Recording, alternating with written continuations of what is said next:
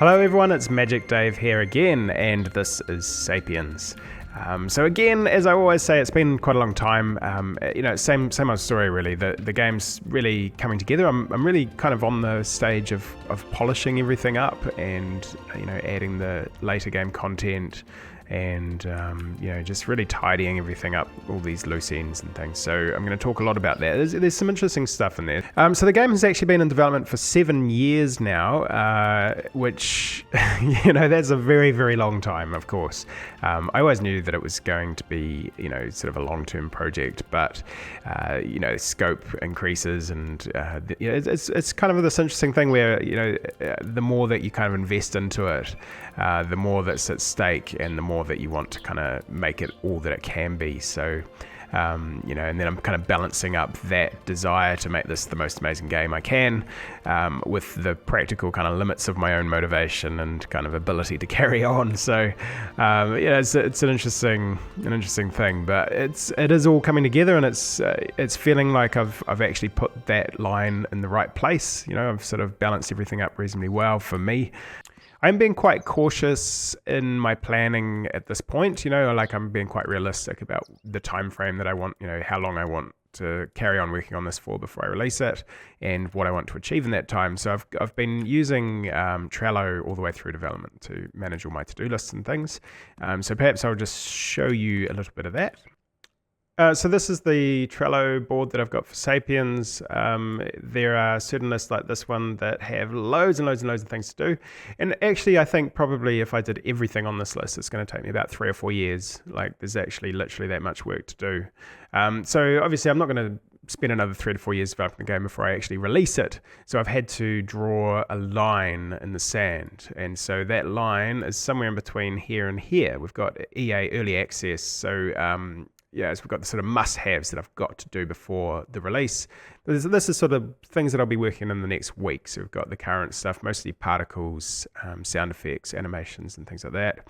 And then once they're done, I chuck them into the list that's been done for the current alpha that I'm working on, which is alpha 49, or I chuck it in the done list, and then I've got a few sort of notes and things over that way. And I think, this is working quite well. Now, so this must-haves list is things that I've really decided, the game cannot ship without these things. So, we've got weather is a big thing here. So I want to add rainfall and snow, and make sure that temperatures are affecting things correctly, add hypothermia and things like that. We've got some issues with sounds and stuff that I've got to add in and work on. And we have just a few little bits and pieces that need to be done to tidy up at the end. So, really there's not that much here. There's only a few weeks of work and all of this stuff.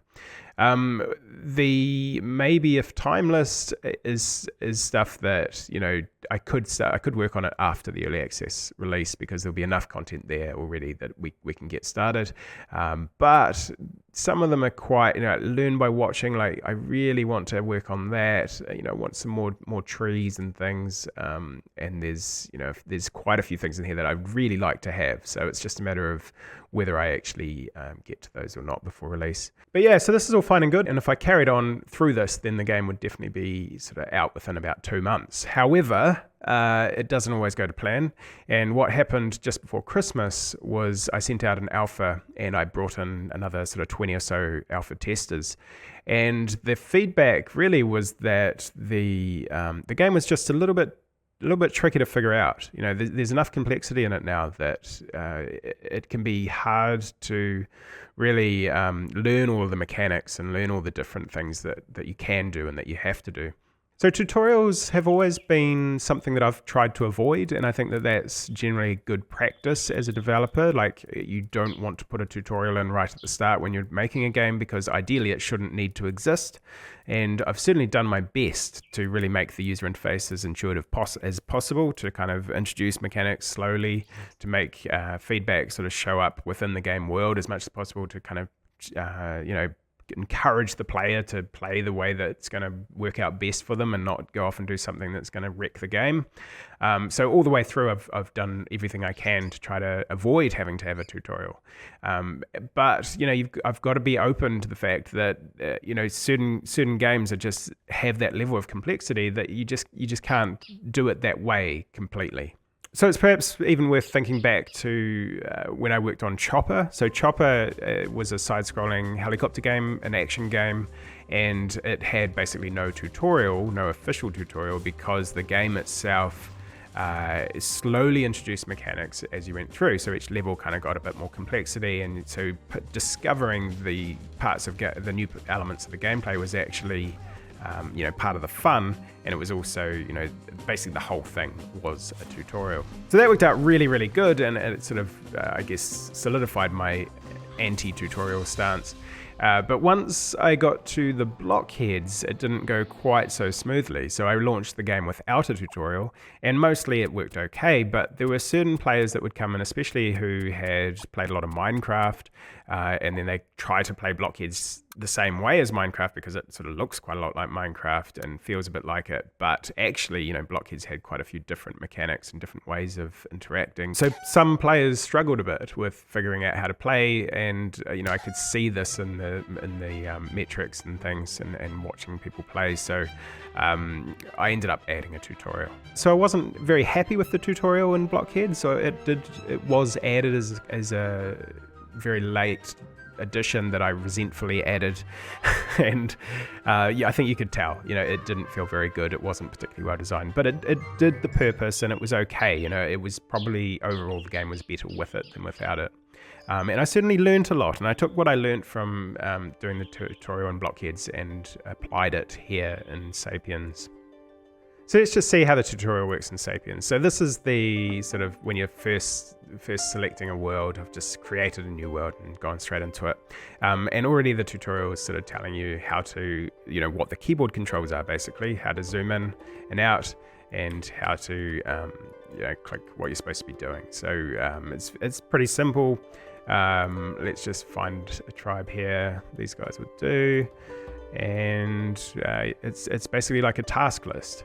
So I think task list driven tutorials really are good. It makes you feel kind of a sense of accomplishment without being too kind of overbearing. A lot of these sort of timings are interesting too. Like you can feel like if it doesn't pop up reasonably soon, then you feel quite lost. So it needs to come in before you feel, oh no, what do I do now? But then not be totally in your face either, so that you can experiment a bit.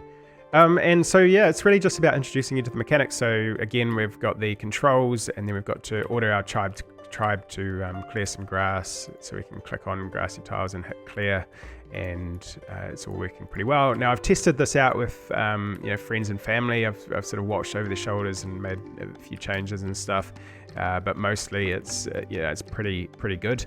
As you can see, I've got a second tip coming in over the top, so sometimes you can get sort of auxiliary tips and things too, so it's quite, it was fairly complex just figuring out exactly when tips should show up, when they should dismiss.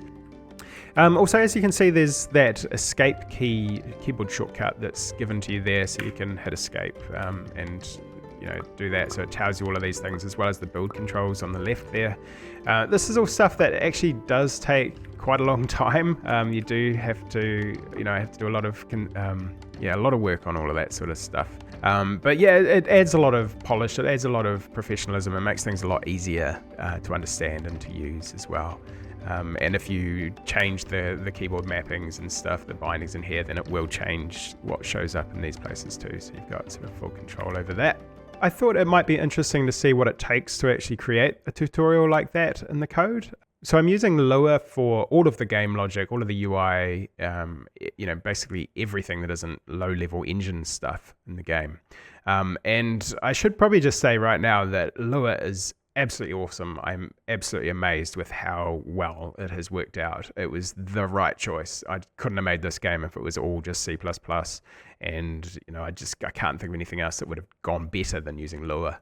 In part because of Lua JIT, the Lua just-in-time compiler.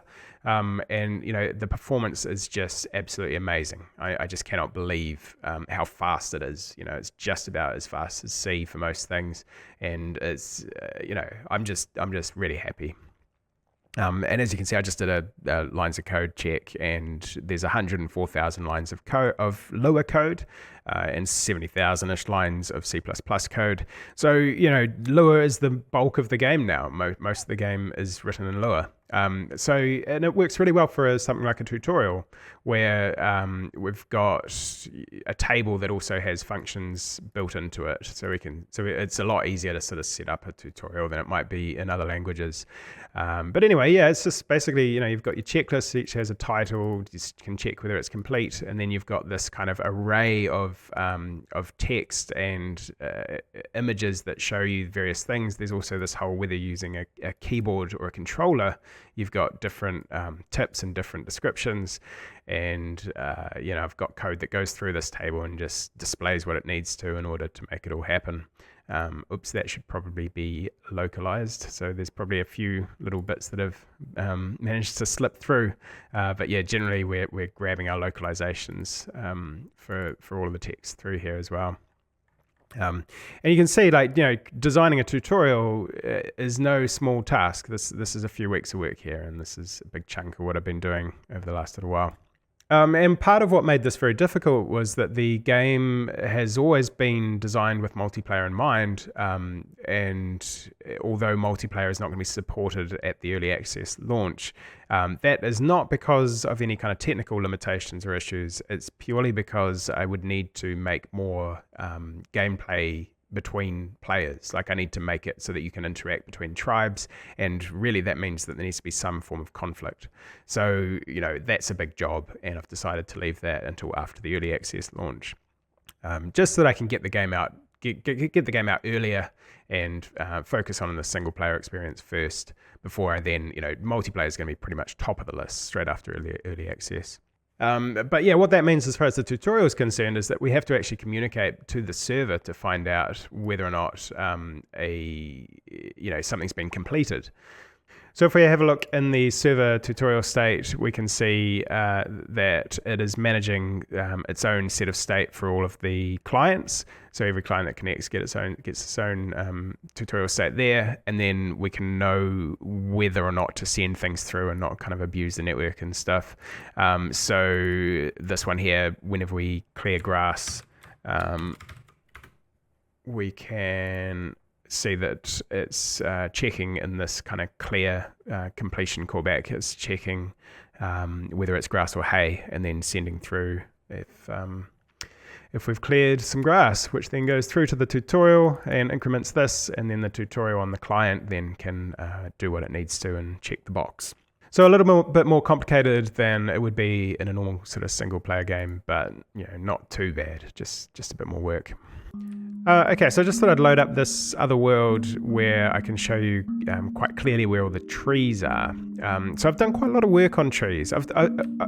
People who watch these videos generally say, the forests are too sparse, and in a way I agree, but it's always been my opinion that when you're playing the game, it's actually much nicer and easier to play if you can actually see around you. If you're in a dense forest and you look around, you really can't see anything, and it actually feels quite claustrophobic in a way, quite difficult. So you can find dense forests, but in general it's going to be fairly sparse like this because the gameplay is just better like that. And yeah, whenever I talk about trees, people always suggest putting billboards in the distance to render more trees. I don't really have a problem with the number of trees that are being rendered. I think there's plenty, there's a lot more than most games, but Sapiens is kind of unique in that you can actually see really, really far, and most games would actually, these hills you wouldn't be able to see hills that far away, you'd already be into the skybox. So it's presenting its own sort of unique challenges. A lot of what makes it kind of slower, or the performance where I'm hitting the bottleneck, is actually deciding whether there is a tree there or not.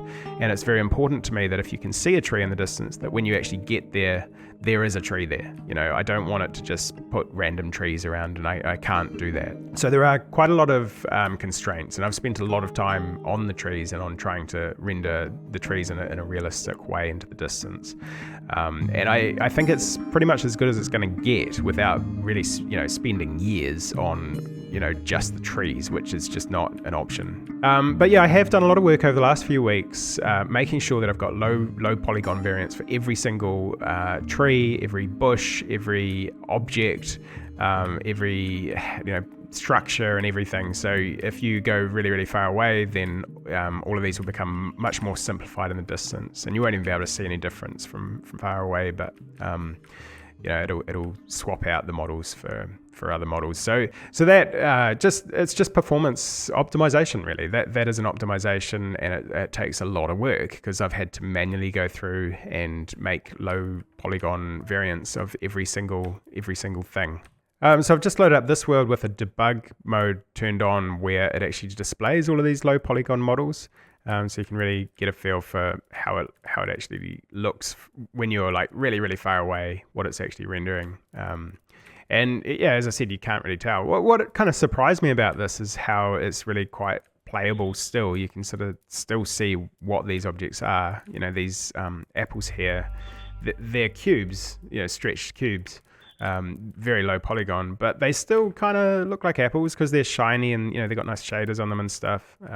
What are these small rocks? I mean, yeah, maybe that's pushing it a bit, but potentially we could make this a mode that could be set. That if you had really low end PC, that you could actually combined with turning down the render distance, the grass distance. There, if I turn all this down to minimum. This would run on a pretty low end system. But yeah, obviously that was quite a lot of work because I had to manually make all of these. I didn't want to use any kind of automatic tool to reduce polygon counts. I don't think that would have worked very well. So these are all made manually. Quite a lot of work, but it was worth doing just for the increase in performance when these when these towns get really large. You really do need the distant ones to not be rendering massive piles of high detail apples and things in the distance. So other than that, I've also been working on more content. So this is a tropical area. We've still got pine trees, which technically there are conifers near the tropics, but I would like to have some tropical trees. That's on my pretty high up the to-do list. Hopefully it'll get in before early access. But I do have other, these are sort of your wood trees. So I need some tropical kind of softwood, hardwood trees. But I do have bamboo, which is unique to the tropics. I've got banana trees and coconut trees. I don't know if I can find any coconuts for you. There'll be somewhere out here. There we go. So there's some coconut trees.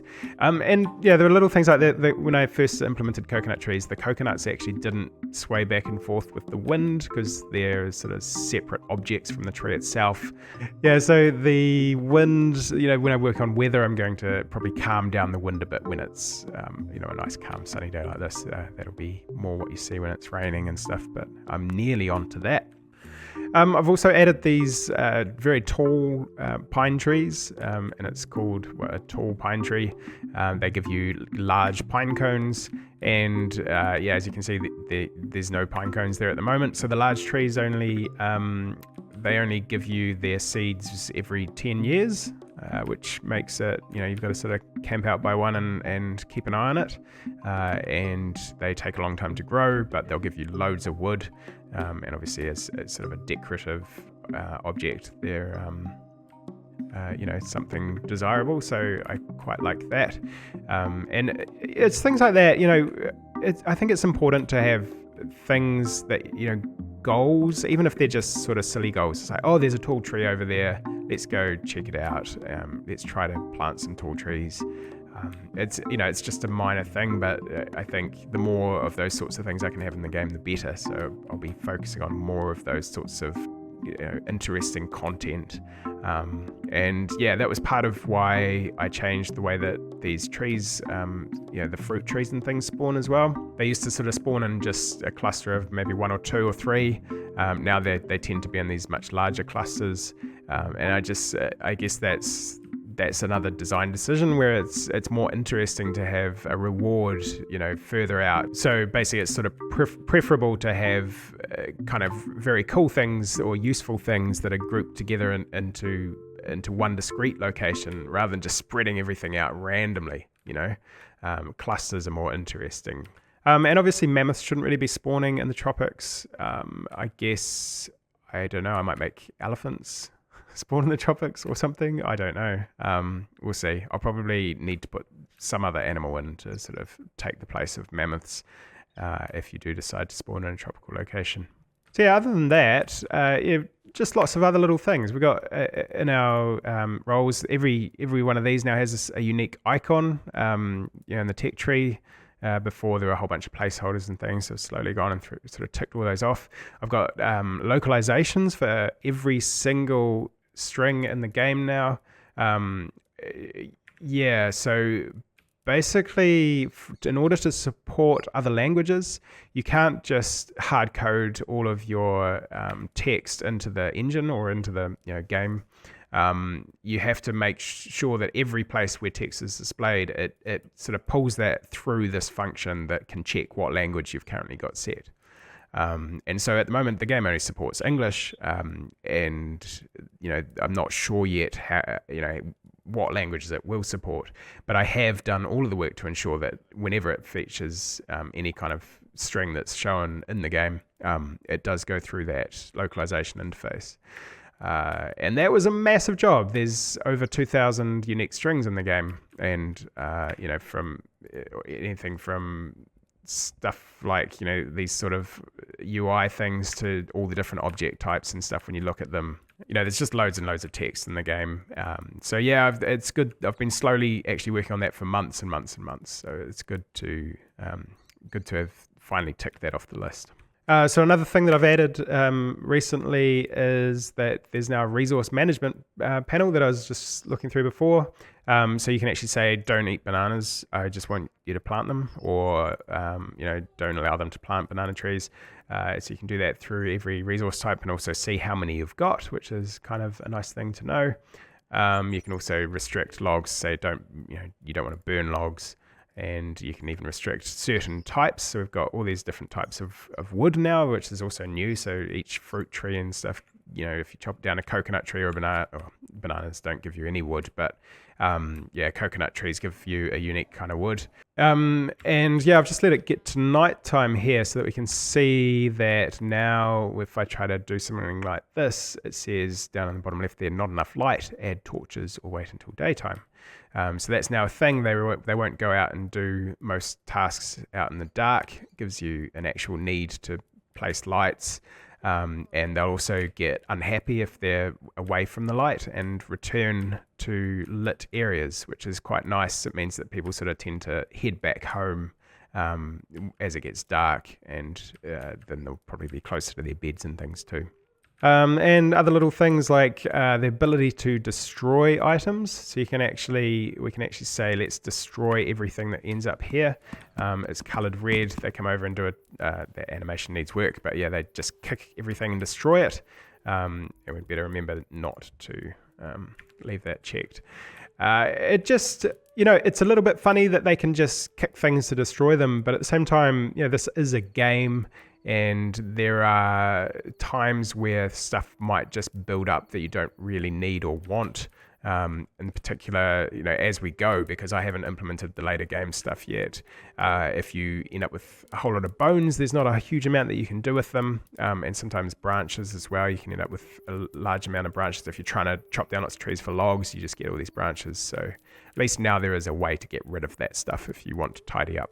Also when, if you screw everything up and they all starve to death, previously the game pretty much just crashed, whereas now it will just send you back to the world map and you'll be able to start a whole new tribe quite close to where you were before. So you can sort of come and raid this lost tribe and take it over again with some new Sapiens. So I think that's all working pretty nicely too.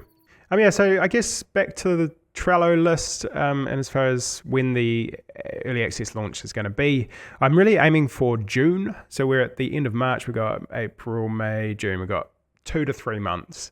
And I anticipate that this stuff here, the weather, the sound effects, the animations, and this sort of last few things, and particles and stuff, I think that's probably, it's 3 to 4 weeks to do all of that. And then we've got another 4 weeks-ish of nice extra things that I'll pick out from this list, and we'll see how far we get. And then the game will be out for early access.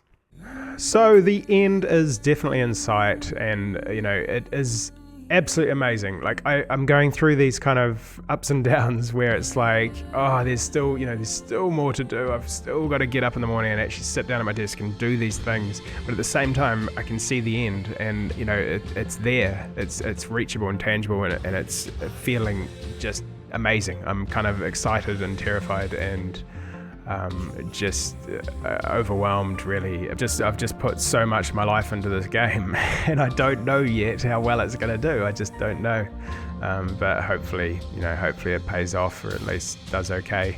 I think ultimately I am super proud of it. I'm just it's exceeded what I had hoped to achieve. It's taken longer than what I thought, but it is getting there. But anyway, I've probably got plenty of time to talk about all this stuff when the game's actually done. So I've been working on a credits screen and a little screen to tell you what's new in different versions, and bug reporting stuff as well. These sort of bits and pieces. I should mention again, John Konstolakis is working on the music. He's been providing sound effects for the flute playing, but we're also going to be adding some new musical instruments before the early access launch as well, and that's coming along really nicely. And I've also just signed him up to do a few more tracks for the original soundtrack too, because he's just done an amazing job. And we've still got a bit more voice acting to do, and we've got a few things down here. I mean, I've mentioned my wife Emma. She's just amazing. Like I could not have done all of this work without her support, and her sacrifice, really.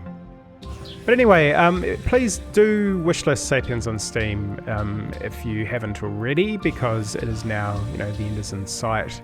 And I just can't wait. I can't wait to be having you guys all play it and just getting your feedback and just working on more and more kind of content and things as we go forward. Because the early access launch, of course, is not the end. It is the beginning of a whole new phase of development. So, plenty more to come. And also don't forget to subscribe to this Devlog YouTube channel. I'll be doing at least one more big video before the release to sort of show the entire, a big summary of where it started. I'll probably go back and actually play some of the earlier builds and things, and talk about how badly I screwed that up and what I should have done differently. So yeah, please do subscribe and watch that when it comes out. But until then, it's back to work for me, and I will see you next time.